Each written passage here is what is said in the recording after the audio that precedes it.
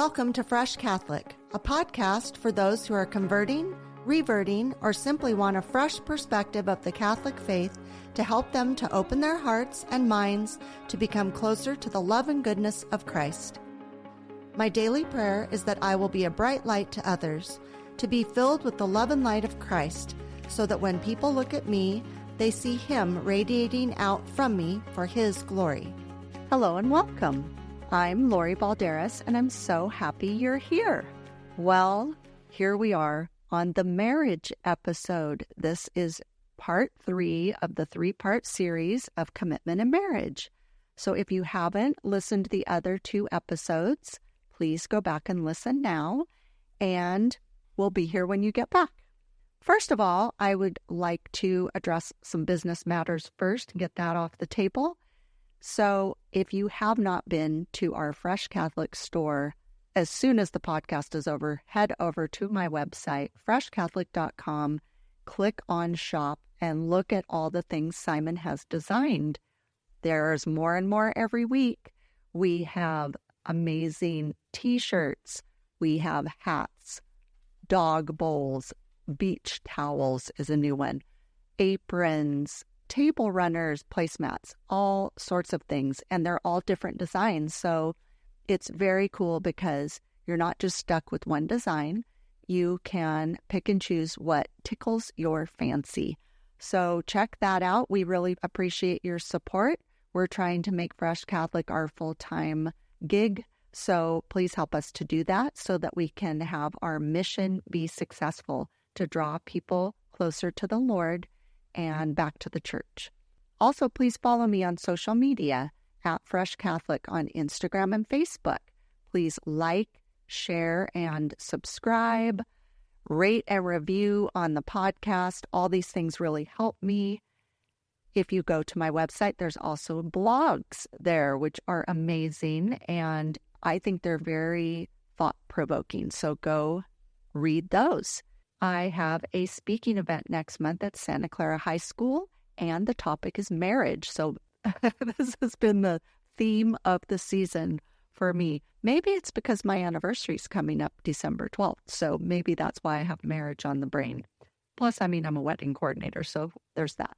Also, if you listened to last week's episode with Deacon Don, we talked about and gave a little heads up that in the new year, we will start a new segment called Ask Deacon Don. So please send me questions for Deacon Don to lori@freshcatholic.com, and we will do episodes periodically with him answering the questions. So I can't wait to see what everybody's going to come up with, and neither can he. He's excited. So please do that when you come up with some questions. Now let's get started with this episode. So here I have my husband, Simon Balderas, sitting here reluctantly across from me to do this episode. Welcome. Yes, I'm here again, everybody. He's here again. He just loves coming and doing these podcasts. No, I'm being totally sarcastic. He has mixed feelings about these podcasts, I think, but they end up really good, Simon. It's not that I don't think they're very important, and you're talking about very important subjects, and I do think a lot about all of these subjects and topics in great detail. I just struggle personally with hearing myself. This isn't coming out right. That's okay. Well, Deacon Don thinks you have a melodious voice. Yeah. I thought that was really nice. Yeah, that was nice. I get nothing but compliments about you being on here, so you're okay. It's just me and you chatting it up in the studio. Okay. Okay. So this episode, which again, I've said before in previous episodes, I've been really thinking about this episode for a very long time. And it was going to be a 1-part episode, but we changed it into a 3-part series. So this is going to be a little bit difficult for Simon and I, maybe a lot difficult. I don't know. We are going to do our best here, and with the intention that we really want to encourage people. We want this to be a hopeful episode. It's going to have some deep dips in it regarding some of the things that's happened in our relationship and past relationships. But ultimately, the goal here is for people to relate to what we're saying. I know there's a lot of people in the world struggling with marriage issues, marriage problems, family problems, and we are certainly not immune to that. Simon and I have a pretty stressful past and relationship, and things have really turned around recently for us, and that's why we decided now's the time to do this episode. I know a few months back I wanted to do it. We weren't quite ready to do that yet. So again, the intention is hope and help, I guess, in this episode for people. So I'm just going to pretend like people haven't heard the other episodes, even though I hope you all have heard all the episodes, especially the ones where I talk about my past and my origin story, because I do go into things about my past relationships. So just for an overview, I'm going to tell you about my past marriages, and then Simon's going to do that as well, because Simon and I, we are number 3. Third time's the charm, my mother would say. Do you agree? I totally agree. Okay. And plus 3 is my lucky number. I was born on the 3rd. I have 3 children. Number 3 is my lucky number. Anyway, so I'm not going to go super deep into these relationships, but my belief is if you know what our past relationships were, it'll make a little bit more sense when we're talking about our relationship. So just to recap, Lori Balderas, long time ago. So I was married very young to my high school sweetheart, who wasn't so sweet. And we were only married for 9 months. We had dated for 5 years. We were married for 9 months. He was not a good person to me. He used to physically abuse me. He really manipulated my thoughts and my brain and my personality. And what did I do? I married him. So that was very short-lived. He had a drug issue, which he wasn't willing to give up in order for us to have a healthy child, which was my number one goal, was to be a mother. And so because he couldn't do that, I left that marriage. And it was a very frightening thing to leave that marriage because of the physical threats of me walking away. But my parents were very supportive of me and got me away from that situation. So I was grateful that I went through it without children resulting in that marriage so that it could be a clean break. And to this day, I wish him well. I don't have ill will towards him. I've gotten past it, but that was my first marriage. My second marriage soon after was with the father of my 3 children, and he and I had a very good relationship.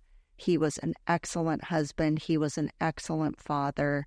He not only went through my whole accident with me and everything that entailed, but then our oldest son had a lot of mental issues that we had to deal with. So there was a lot of trauma going on during that marriage, but our marriage was good. He was a rock. He was very dependable. I felt very secure with him. The only person next to my father who, to me, I felt the most secure with was my husband, John.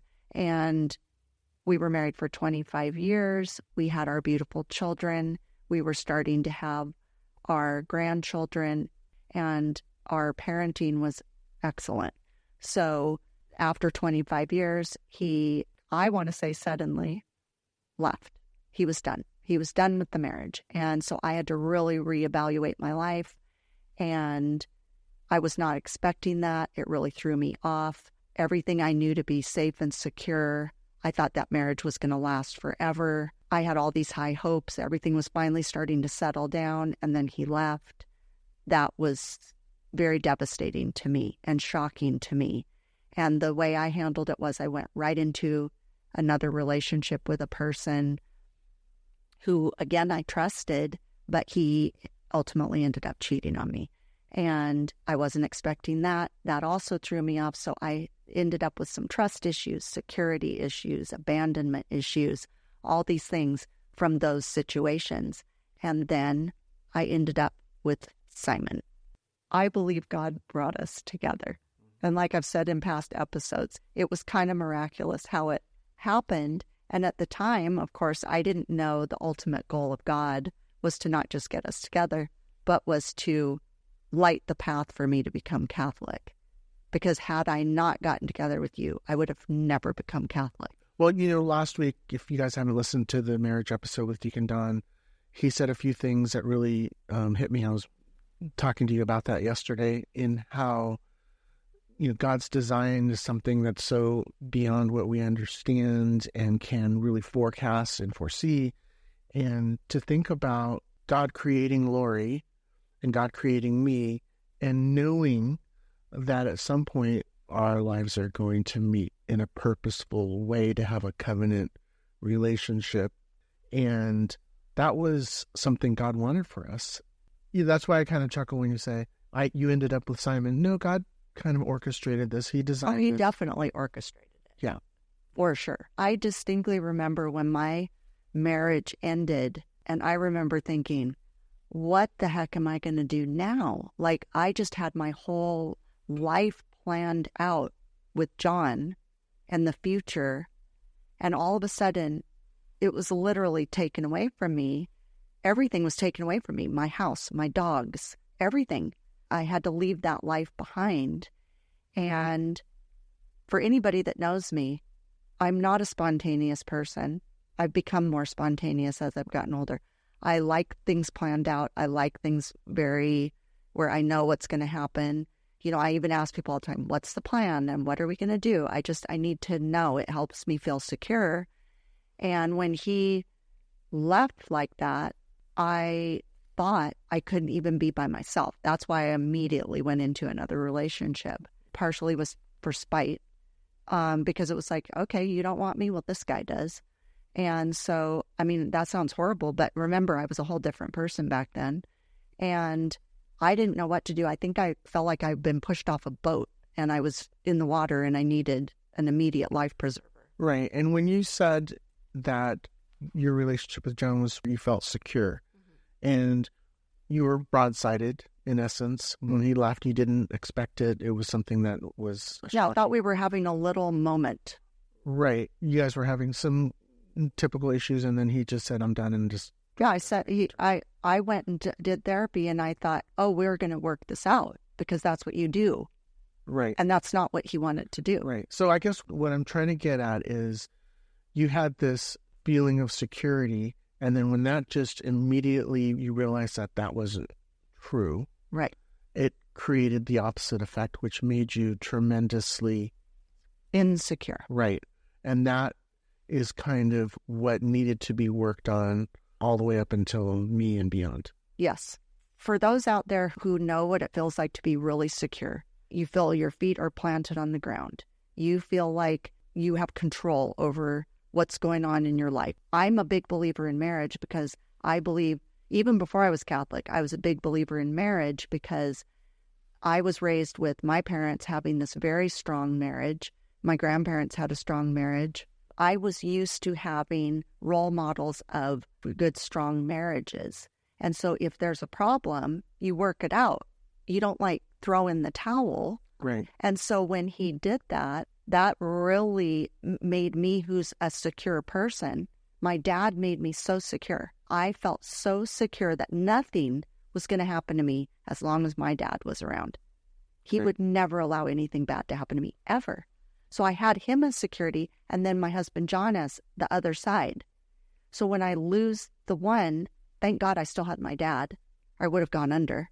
I didn't really let my dad know a lot about some of the things that were going on. And when he found out, he wasn't super happy. But I just became this very insecure person. And what was I going to do? And I was losing everything. But I also knew that things weren't going okay. And I do remember praying to God and saying, I'm willing to give all this up if I can be relieved of some of this pain, because John had really kind of changed how he was. And boy, you have to watch what you pray for, because I ended up losing everything. I literally lost my dogs, my house, everything. And so God was listening. But then I didn't really know what was going to happen after that. And I've always, anytime this is also going to sound horrible. Sorry, people, I'm trying to be really honest here. But the old Lori, I never was alone. I always had boyfriend after boyfriend, overlapping boyfriends, overlapping relationships, so that I was never left on my own to fend for myself. That's so interesting. I was totally opposite. I've been on my own alone for big gaps. Well, I think I put value in me being a partner to somebody. Like if I wasn't a partner to somebody, I was useless. Because I feel like maybe it's because I value my dad so much as a man, because I really love the male-female roles. I love men. I love women. I love that they complement each other. I love that we're put on the planet to be together and complement. You're not supposed to be alone. You're not supposed to be lonely. You're supposed to have somebody with you. So, but you also need to be okay with yourself. But I wasn't. Right. And that's what I'm getting at. Right. I was not okay with myself. Everybody thought on the outside I was okay with myself. They thought I've had, like I've said in other episodes, people thought I had a charmed life. Far from it.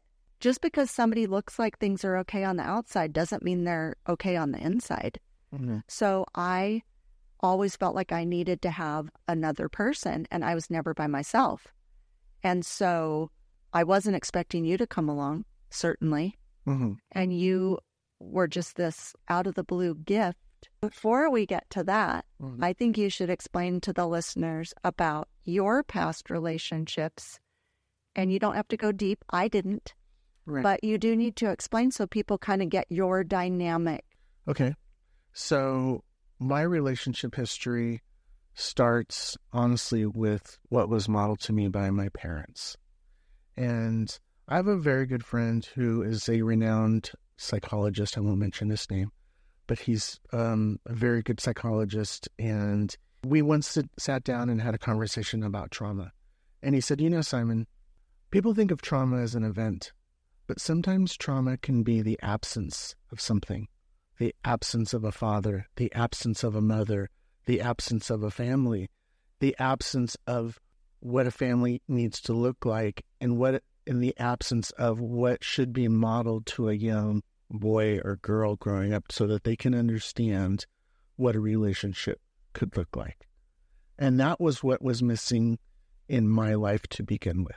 So I really started out life kind of with a disadvantage, because although my parents were married and they were both Catholic, I never saw any, for example, open displays of affection. I had 8 brothers and sisters, and that happened somehow, but I never saw them even really getting along.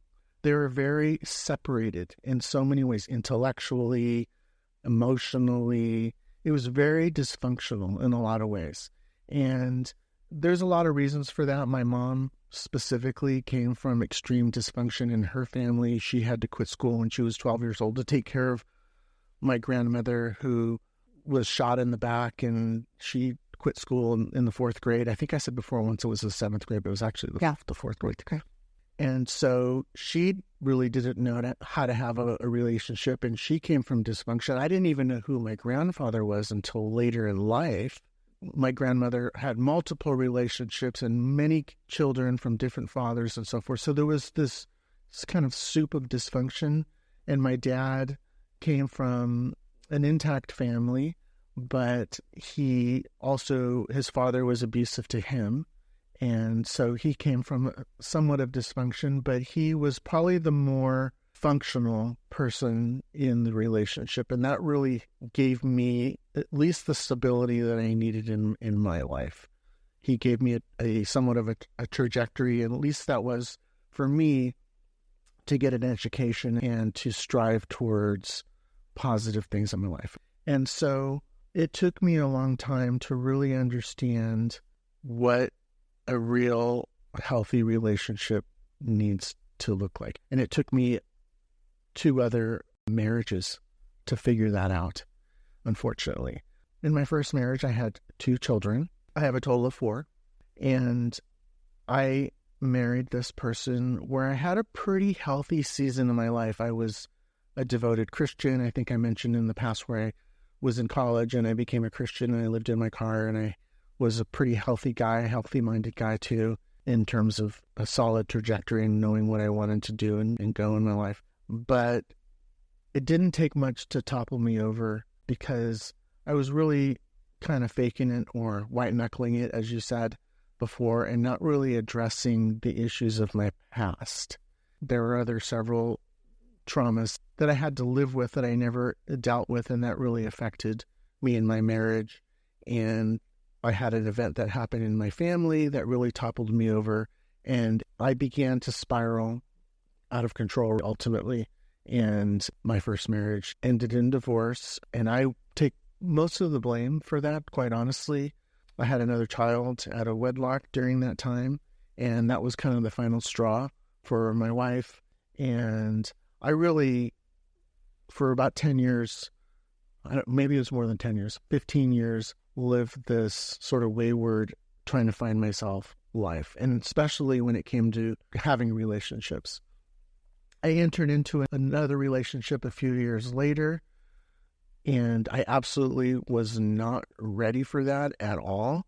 Part of my spiraling out of control was wandering the earth, going all over the world, different countries and so forth, looking for something that I didn't even know what it was that I was looking for, but I ended up having a relationship with a person from another country. We got married, and I didn't really know her very well, to be totally honest, and we had a child right away.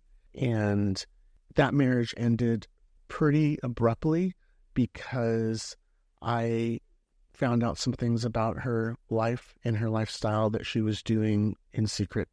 And long story short, it was really, really bad. And it was bad to the point where I was granted full custody of my infant daughter. And I had been raising it on my own for the next 6 years until I met you. Mm-hmm. And I think you're being very generous in the fact that, without going into too much more detail, that person targeted you, and she was a con artist, is what she was. And she had ill intentions from the very beginning, and sinister background, sinister things she was doing, and the judge granted you, full custody. And yet, right before you and I got together, she was back in your little child's life. Another judge had granted her visitation. Supervised visitation. And right when you and I got together, there was a problem. I could tell right away something wasn't quite right, and it resulted in a lot of court. Yes. Moving forward. So, another judge had said, okay, she can have visitation, but quickly, right when you and I got together, it went back to court for years. It was a big to do, which really, the only reason I'm bringing that up is it really did alter and alter our relationship, because it was very devastating to go through the court. Well, and I have to back up a little bit, because when it ended up having to go back to court, it really took my gaze and my attention off my current relationship, which I just began with you. Yeah. And so one thing that you kind of didn't mention is there was a period in my life, a brief period, where I felt that I was ready to start another relationship. And that was in a time where I had a similar experience like I did in college. I started going back to church. I started really pulling it together. I had to, because I was raising this little child. But I did tell myself I don't want to get into another relationship for a long time, at least 5 years. Ended up being 6. And when I met you, I had my daughter's mother. I hadn't seen her in years. Mm-hmm. So the visitation that you talked about, the supervised visitation, began shortly after I met you, or almost at the same time. Almost before. We'll be right back. Rising anti-Semitism. New generations redefining how they connect with Jewish traditions. Changing dynamics among Jews around the globe. Take a deep dive into these topics and more on Mosaic, Exploring Jewish Issues. the podcast brought to you by the Jewish Federation of Palm Beach County. Hear from the thought leaders, politicians, scholars, and artists at the forefront of Jewish life today. Subscribe to Mosaic, Exploring Jewish Issues, wherever you listen to podcasts.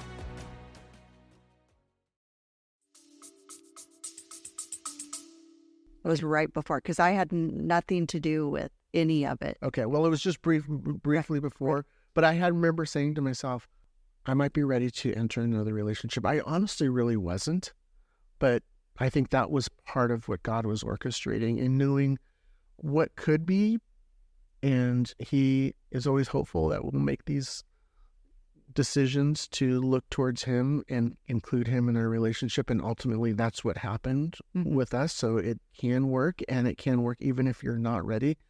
But I think it requires that you really sincerely incorporate Him and turn to Him within the relationship. Now, we had a rough start too, and we ended up going through years of dealing with your own problems, my own internal problems, and other external issues affecting our relationship came in, which I'm sure you can probably detail better than I could. But you and I, when we met each other, I just want to say that we honestly just had the odds stacked against us from the beginning. But I will say this, regardless of all those surmounting challenges, I totally fell for you.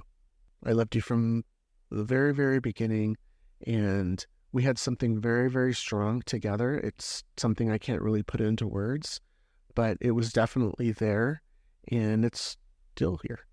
I hope that I didn't describe this in a very confusing way, but it's actually pretty complicated. Well, and I think that's the thing with us is that's why I think it's important to lay out like what our past relationships were. That's important. I mean, we didn't get into great detail, but it's important for listeners to know. We didn't just like meet up in our 50s and get married and everything. Like, you know how people say there's baggage in a marriage when you blend a marriage? Ours is luggage. Yeah. We've joked about that since day 3 of being together. But yeah, I came in with like a semi-truck full of luggage. Right. And I had a big storage unit full of luggage. So I do definitely know God had a plan for all this. I see it as clear as day. When you and I got together, I wasn't Catholic, so God was in my life, but again, in a very watered down, simplistic way. Certainly not the God I know today. Certainly it didn't feel like I had Jesus holding me up. I was relying on humans to hold me up. And when you and I got together, I was so excited. We've talked about this in other episodes, but I just immediately loved you. I loved you before you even came over to my house. So I fell in love with your artistry and your beautiful filmmaker. I just thought, wow, who is this person? I just kept thinking that. You are about as opposite as you could possibly be from John, my ex-husband. You're so opposite of him. So I think when you find yourself in a relationship with a person that's completely opposite to what you're used to, you fascinated me. You're very fascinating to me. And you are very different. You are an artist. You have a very serious Eeyore type mentality. But I also know in that brain of yours, you're super intelligent. You're very educated. You're very well traveled. You are multifaceted. You're an artist, and all of that are reasons I love you. Plus the fact you're really handsome. On a superficial level, I just love staring at you. But when you and I got together, I just loved you so much that I thought, oh my gosh, I've loved people before, but I loved you in such a different way. And I just felt like this was going to be this whole new adventure with you. Boy, has it been an adventure. Mr. Toad's Wild Ride. It's been kind of like that. But I remember the beginning of this relationship just wanting so badly to help you. And I loved you so much. It wasn't that I thought, there wasn't I wanted to change you or help you in that way, because sometimes that happens. A person goes into a relationship and they say, oh, I'm going to change 12 things about that person. That's not what it was. It was that I thought, oh, this is going to be so different And you were really well suited to me at that time of my life. Like I had a life with him, and I loved my life with him. It was a whole different life though. But you were presenting a different thing that I was very interested in. I think you also reminded me a lot of my dad in the way my dad's very educated. My dad's a world traveler. My dad is, he had certain things about him, and you kind of look like my dad, honestly. You're a similar type of my dad. So I think I felt good about all that. And I just know that I immediately loved you, and it was a different love, and it was a different feeling, and I was so excited, and I really wanted to take on these things with your little daughter, and I'm a really good mother, and I thought, oh, this is going to be great. This is going to be amazing and wonderful because I love you so much, and you love me, and it's going to be beautiful and wonderful. And we moved in a month and a half later. Yeah. I don't recommend that. No. We did that because I was losing my house. Right. You needed to move. Yeah. We loved each other. We assumed everybody would jump on the bandwagon with us in the family, and that did not happen. No. Not at all. Yeah. And so that summer we did a lot of traveling, which I was so excited to travel. And I got to go to all these places I'd always wanted to go to. And you and I had the best time. Those memories of those travels that summer are some of my best memories of my whole entire life. And I just loved being with you. And then we come back to reality. Right. And all the negativity that came with that. Mm-hmm. And with the court stuff and with family issues. The nice way to say it is your family didn't care for me. Mm-hmm. And they still do not care for me. So it's been a long 10 years of that. But I was so sad by that because I loved you so much, and I loved Simona so much, and I wanted to make this little family. And my family was more supportive at that time. They've since not stuck on that, but I just wanted this to work out so badly. And like you said just a few minutes ago, because your gaze turned away from our relationship and was focused, and rightly so, on saving your daughter again, I tried to be a good trooper. I tried to keep positive. And interestingly enough, at that same time is when I joined RCIA. So I'm wondering if God, because God knows everything, Right. knowing that this turmoil was happening, He knows what I'm thinking, what I'm feeling. He inserted me in the RCIA. Yeah. What I want to say about that is, yes, you went into RCIA. Yes, you had this interest. Yes, we just happened to walk into a Catholic church while we were in Canada, and you just felt something, and you said, I want to check this out. I think that events like that happen in everybody's life. God always is calling us. We're not always listening. We're not always listening. At that moment, we were talking about going to church and about faith, and I was recalling to you some of my faith history and, how that kind of helped me and straightened me out. I didn't know I was going to come back to the Catholic Church. I never anticipated that. But I just want to say that regardless of what turmoil you're in right now, or if things seem really, really confusing to you, if I had to give myself advice, I would say, Simon, just pause for a second, be quiet, and listen and look for the ways that God is calling you. Right. Because He is. Because a lot of people miss it. Yes. They're missing it. Yeah. Because they're looking somewhere else. They're not hearing it. They're distracted by the turmoil and social media and all this crazy stuff in the world. And God is showing us things every day. Yeah. He's leading us down the path. Like I joke and say, He's giving us the lighted path. Right. And we dodge off and go off on some crazy poison ivy forest. Right. And then we wonder why we're itchy and in pain. Yeah. That's why. And for us, it started with a lifeline. He threw us a rope, and we just happened to kind of grab onto it and say, let's just see where this goes. Right. And so if you're in a place in your life where you feel like it's just crazy and chaotic, there's a rope somewhere Right. that's dangling. Just grab onto it. Right. When I joined the RCIA, I really didn't know what I was doing. I really was taking it a step at a time. I knew I loved it so much. And it really did sustain me. It really did help me. And it was like these little stepping stones going along. because I was not feeling very secure in our relationship. Right after that, my dad died. I really needed to have a place like the Catholic Church and have the Lord reaching his hand out to me and saying, come with me. I really wanted to do it, but it takes a while to really figure it out and all these things. I was very willing. I'm so grateful that I had him with me at that time, the Lord, because I was not feeling very secure.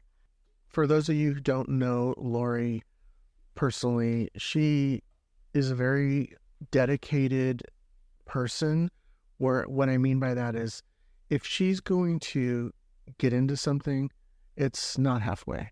And when you got into RCIA, you took it very seriously and it started to take root.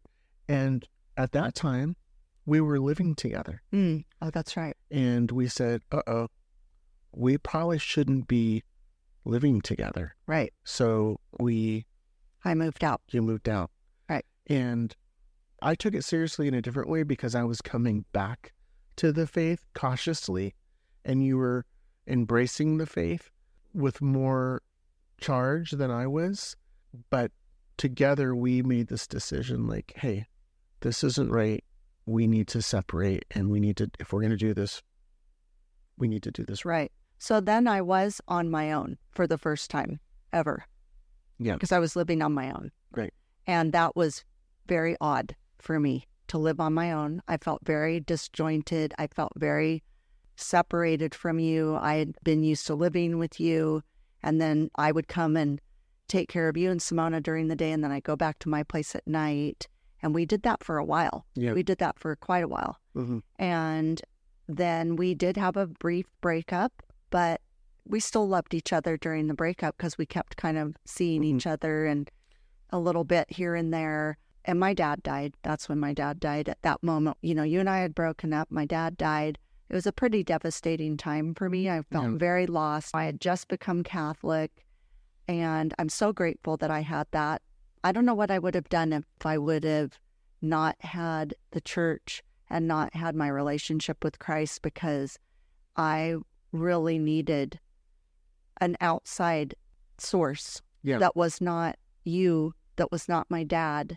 It was rough. Yeah, I think you were very fortunate in that you could very well have spiraled out of control like I did, because I didn't have an anchor. You had the beginnings of an anchor. You were still holding onto that rope. Right. And he took care of you. Right. He gave you that security that you needed so badly. Right. And then I had kind of given up on us, on me and you, and I was trying to figure out what I was going to do. And I distinctly remember going to a meeting at the church, and Deacon Don said to me, he knew that I was really struggling. The people at the church knew I was really struggling with the death of my father and not having you. And I didn't have a purpose. I didn't have a job. I didn't have a purpose. I wasn't being able to take care of you and Simona. I'm used to being a caregiver. I was feeling pretty bad. And so people at the church were concerned. I didn't know them like I know now, and Deacon Don said to me, how are you doing? And I said, well, I'm just waiting to see what the Lord has planned for me, because whatever he wants for me, I'm going to do. And I really felt that way at that moment. I was feeling pretty good at that moment. And I want to say 2 days later, I ran into you, remember? Mm-hmm. And we immediately got back together. Yeah. I just remember I was standing in the supermarket in the frozen food aisle. And you texted me later and said something like, I wish I could have climbed into the cabinet with you. Yeah. And I thought, oh boy. Anyway, so we got back together. Yeah. Can I back up a little bit? I think that's important, because I think the reason why we broke up needs to be discussed a little. Because what was it? I think it was the same stuff and the conflicts that we had been dealing with the entire few years.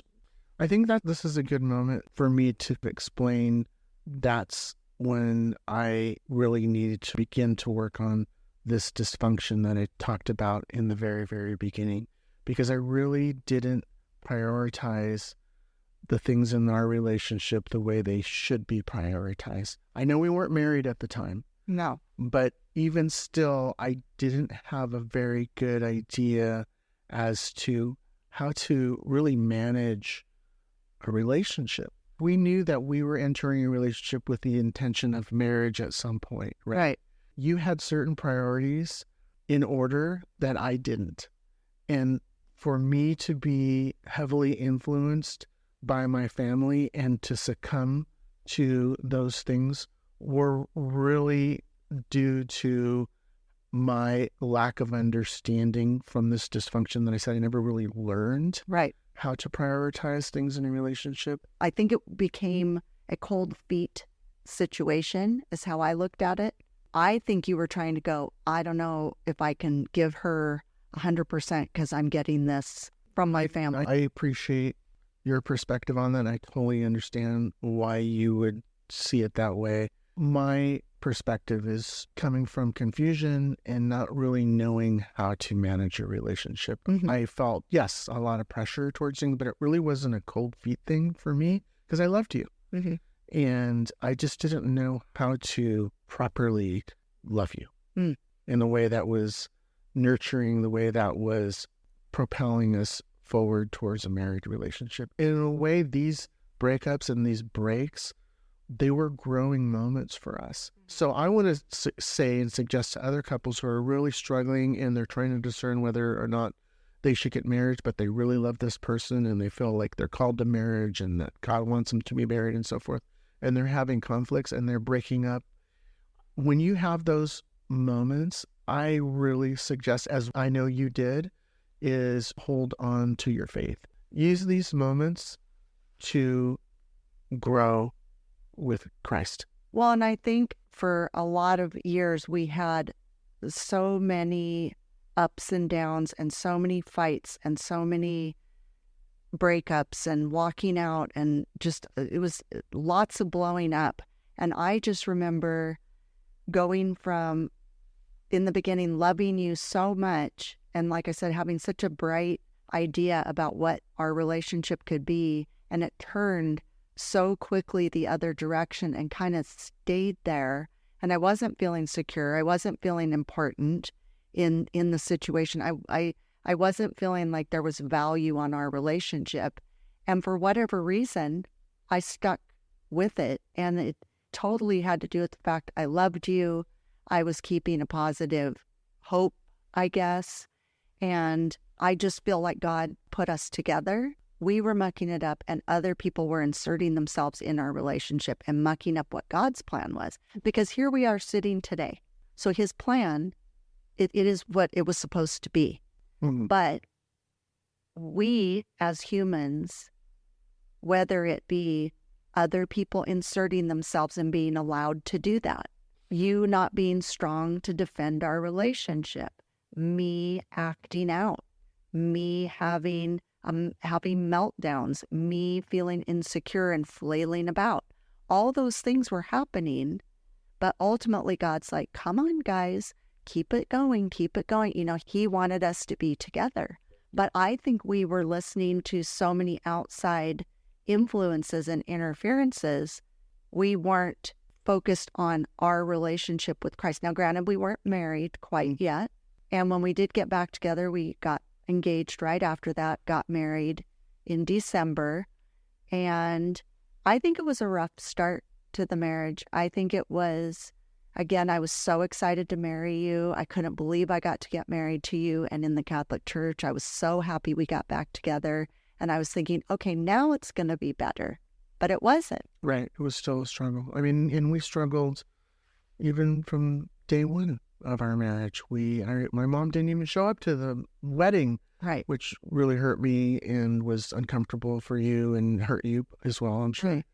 And I didn't have the support from my family that I would have really benefited from. Not only did I not have the support from my mom, but I didn't have the support from one of my kids, which was really tough for me. She wasn't living with us, but I loved my kids and I wanted all their support and I didn't get that. So that really affected me.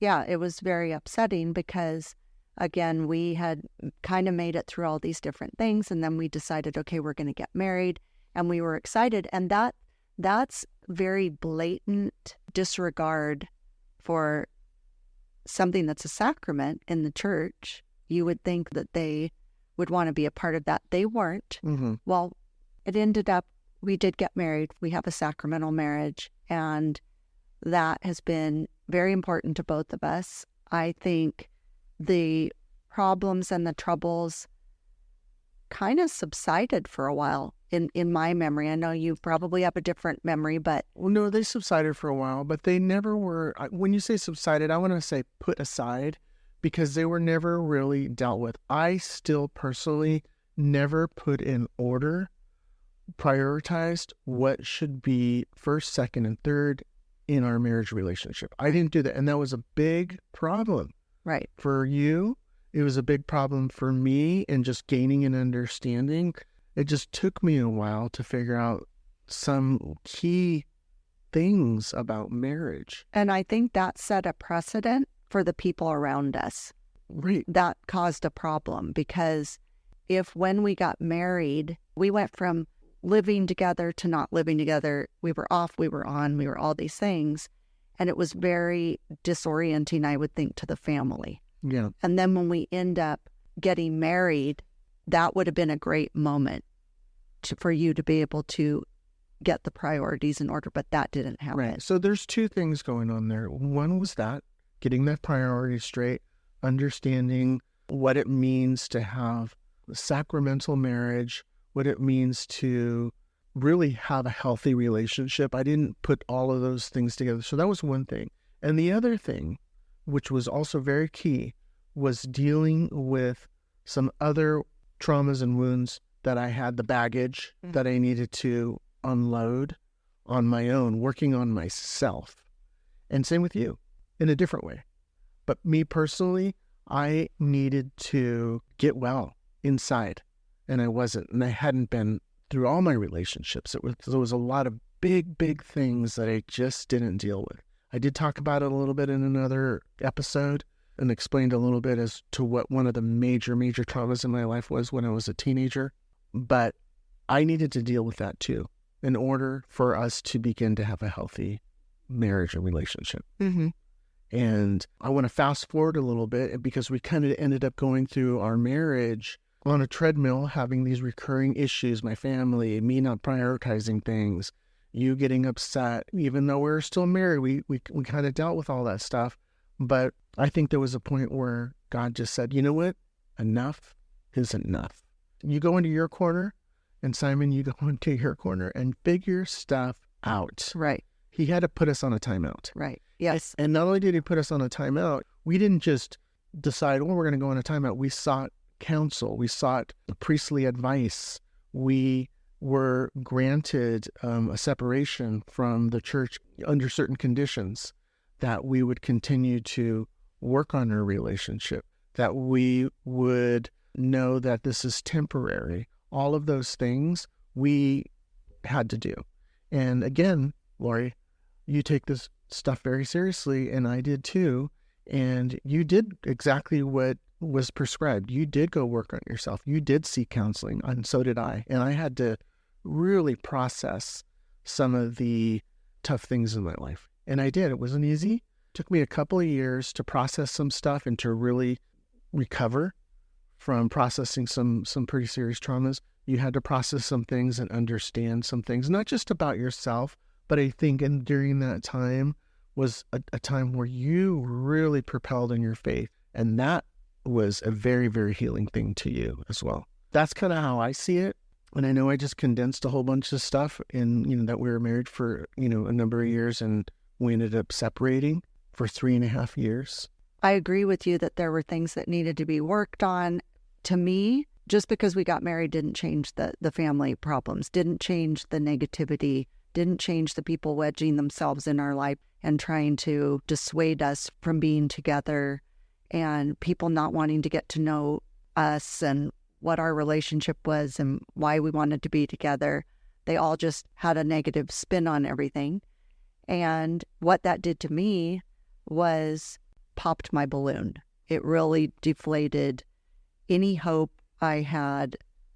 I was putting far too much emphasis on what everybody else thought about our relationship instead of what our relationship was or could be, I ended up really struggling and acting out and not being myself and flailing about, being aggressive and upset all the time. And I just wasn't even me. I didn't feel like myself. I think there was some hormonal things going on at the same time too, and that did not help at all. It didn't help. I didn't have my dad to go to. I didn't feel like I had anybody to go to. I just felt like everybody was turning on us, you know, and nobody was supporting us, and it didn't feel good. And so I think when we did split, I feel like God just, like you said, immediately said, listen, guys, and he just like separated us to our corners.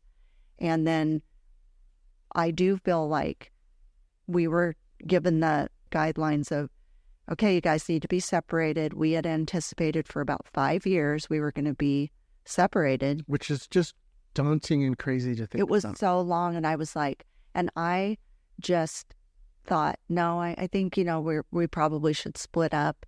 And I kind of had that mentality, and that's kind of when my youngest son came in and was, you know, giving me these ultimatums of, you got to get a divorce, you got to leave your church. And I was like, well, I don't know what I want to do, but I know I don't want to leave my church.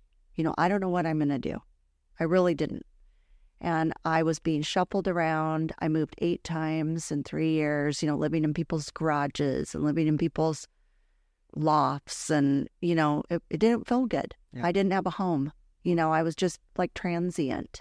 And thank God I had a roof over my head. Thank God I had, you know, I prayed every day, so grateful that God was taking care of me. But I just didn't know what was going to happen here. I just couldn't see the end to it. I didn't see any positive, anything coming out of this. Right. And it was becoming really scary to me. And I couldn't even see a light at the end of the tunnel. I couldn't see a glimmer of anything. People would ask me all the time, are you and Simon going to get back together? Are you going to move back in with each other? I go, I don't know. I don't know what's going to happen. God knows, but I don't know. I don't see it. I couldn't see it. Yeah. And I just kept praying. And one of the weird things that I just look back on now, you know how you look back on things and you go, oh, you know, and you see what God's plan was. But I remember I would pray every day and say, God, if you want us to stay married, show us that we're supposed to stay married. Mm. And I prayed this for, I want to say, 3 years. Yeah. And one day, I think I was in adoration. It always happens in adoration. I highly recommend going to adoration. But I prayed, if you want us to stay married. And I got this message, and it was, of course I want you to stay married. Stop asking me that. The answer is yes. Don't ask me that question because the answer is yes. And this light bulb went off, and I thought, oh, and the message was make it work, figure it out. Sometimes you don't even know, once you're given a message or a feeling from God, all of a sudden things start working. Mm-hmm. And I remember you came to me and you said, we're going to move in with each other next summer, which would be summer 2024. And I said, okay. And I told you I'm a little uneasy because we haven't lived together in a while, and I don't know how that's going to go. And I wanted to do it, but I felt uneasy. And you and I kind of talked and said, well, we'll pretend like, you know, we're getting ready to get married again, and it'll give us something to look forward to and something to plan for. And we'll, you know, have this thing to look forward to, and we'll have a year to process and get acclimated to it. And then I want to say less than 2 months later, our situation, our business situation, my living situation, the rug was pulled out from underneath us. Unexpectedly, out of nowhere. And I was going to have to move out. We had to figure out where I was going to live, what we were going to do. And I said to you, where am I supposed to go? And you said, you'll come with me and come be with me. Yeah. And I just remember thinking, I went from couldn't see the light at the end of the tunnel at all to being excited about moving in with you in a year, but still feeling cautious and wary of it a little bit, to, okay, I'm ready. Yeah. And I think we both said it's totally what God wants. God knows this is time. He doesn't want us to wait a year. He doesn't want us to wait 2 more years. He wants us to move back in now. Yeah. I think during that time, one of the biggest changes, aside from me kind of figuring stuff out in therapy about myself, was really embracing our faith. We got pretty darn serious about it. We took the advice of our pastor. My father told us we have to work on stuff. We would see each other regularly, sometimes every single day. Because we would work together. We would work together. We went to Mass together. We kind of did everything together. We talked a lot. We processed a lot. And then we would separate, and I know you would read a lot and go to Mass every day, and I was embracing my faith in my way. And that's what made the difference, in that we took this advice very seriously. I do want to say that it wasn't just guessing, like, hey, you guys need to figure stuff out and you guys need to be together. This was Catholic advice. Right. I don't think you would have gotten this in a secular setting, in a secular church. We were prescribed specific things. You have to continue to go to Mass. You have to pray together. You have to work on with this. the goal that that you're going to work it out. Right. And that has to do specifically with addressing what we had committed to in this sacramental marriage. Right. We had to either take this sacrament seriously, because we entered into this sacrament and there was no real provision for annulment in our situation. So we either had to take this sacrament seriously or divorce and live a celibate life. I said many times, I think we should get a divorce. I think we shouldn't get back together. And you said over and over, what did you tell me every time? That would have to be your choice, because I'm not going to break this covenant. Right. I knew that from the beginning, honestly, from the time we separated. I told you, I think that week when we had separated the first week. Right.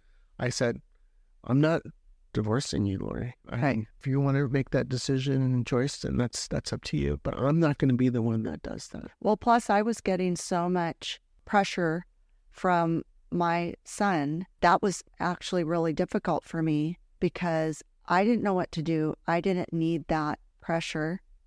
And ultimately, I just told my son, I love you, but I choose Christ and my marriage, and I'm going to have to figure this out. I didn't know how, especially in the beginning of the separation. But I feel like we were given very good advice. I feel like I never felt like the church or father or deacon or the other people I know that were praying for us, I never felt like they abandoned praying for us and rooting for us. And I do think our faith became stronger. I know when I went into therapy, my therapist was not a Catholic therapist. And I said to her, I'm devout Catholic, and I want to get advice from you, but you can't advise me to get a divorce. So let's work on therapy and eliminate that as one of the outcomes that you're trying to get me to do. Mm. Because if you can't do that, I'm going to get a different therapist. Because I said, I need you to respect my marriage and my religion. Right. And she did. So she gave me like the best advice. She was the best therapist ever. Mm-hmm. Like, I think daily about what she told me, and it was all sound advice. Mm-hmm.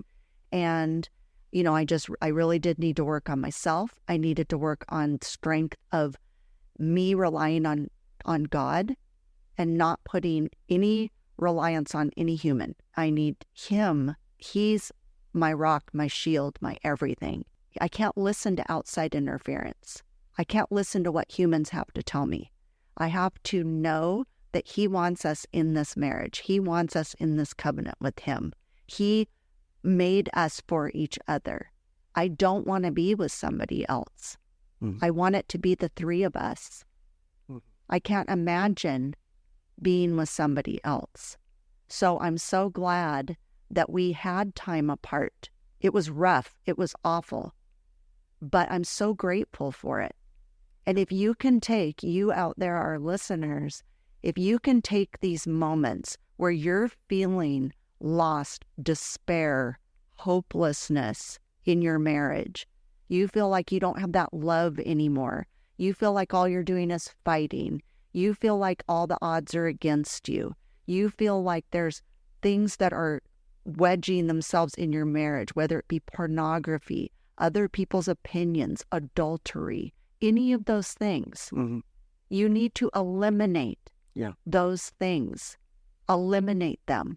Your marriage needs to come first. Right. Your covenant with Christ and each other comes first. listen to the priorities episode. We talk about the priority pyramid. Yeah. You have to put Christ in your marriage first, and everything else will fall into place. When you shifted your thought process and I started feeling more secure, that was the key to all things.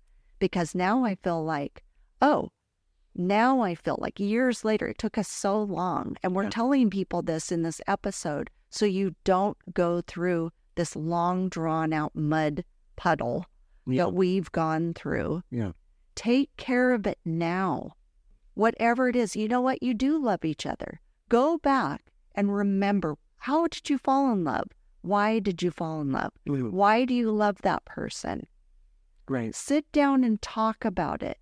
Eliminate those bad things and focus on each other in your covenant with Christ. Right. And remember, if Christ is sitting next to you, remember how you would be talking to your spouse.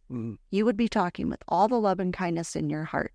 So you have to kind of remember that. And that's the beauty of being in a covenant with Christ, is that he is in your marriage. You're the braid, as Deacon Don says. And so when I started feeling more secure, that has changed everything, because I want to tell you and the audience, our situation has not changed with our family. Right. It has not. So it is still everybody except a couple people have softened. Right. And we both pray all day, every day for forgiveness, softening, all these things. And God willing, people will come around. If they don't, though, we're still going to see this through. Right. No, our marriage is better. It is better. Yeah. And it's only because we are in a covenant. Right. If we weren't, everybody just gives up so easily. Yeah. And especially in this day and age, we live in this disposable world where, marriage it's not forever. Right. And I think back to my first marriage when my wife and I were getting a divorce. We sought counseling with the pastor, and the pastor just turned to my wife and said, "Hey, if you want to leave him, go ahead and leave him." And I remember sitting there with my mouth open going, "What? You're not going to help us to fix anything or help us, give us some advice?" I can't imagine Father Leon giving us that advice, because this is in consideration of a covenant, and that's what the difference is. Right. And I do feel like, there's probably people out there where maybe there's a reason that they're going to have to end their marriage. I don't know. That's not for me and you to decide. Right. And that's not our business. Well, the thing is, Lori, about having a sacramental marriage, now there are valid reasons for divorce, and Deacon Don mentioned those things. And there's even more valid reasons for separation, being in danger, your abuse, all that kind of stuff. There's all those issues. And so if you're in one of those situations, then the marriage should probably end, and you'll probably be granted an annulment. But please seek the advice of a priest who can explain those things to you, or a deacon who can explain that, like, hey, it's time to exit, stage left, or whatever. And that's what we did. And our pastor said, it's time to do this, and this is what I prescribe, and we did, and it worked. Right. And so I think where we are today, like I said, I feel really encouraged and excited about our future.